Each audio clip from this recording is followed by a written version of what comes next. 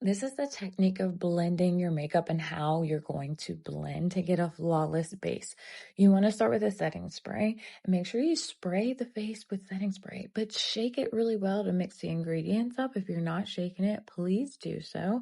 You can also just spray your brush and then you're going to go in and start blending. I'm using the detail brush and you see how I'm tapping on the product? That's what you want to do is tap.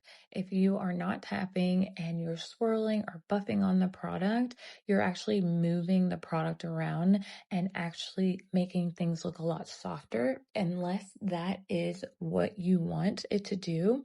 Most people don't, and they're like, why is my product not lasting? Why it's not blending out properly? Why does it seem I have to add more? Because you're not blending properly. And you want to be stippling and tapping on the product from light to dark. So start with the brightening highlight or the main highlights first and tap, tap, tap. And if you need more setting spray at any time, you can go ahead and spray the brush or spray your face with setting spray. This will actually help you to go ahead and blend everything out easier and help with staying power. Now, when it comes to the contour, you do that last. You can do like a tap and sweep movement. And when you're tapping and sweeping towards the forehead, make sure that you do go ahead and grab a little bit of the highlights as well. So it has a beautiful blend in the direction that you want the contour to go on the cheekbones.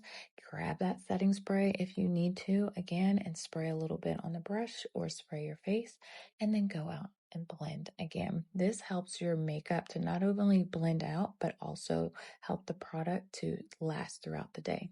Softly blend around the nose as well. And then once everything is blended, you're good to go to move on to the next step.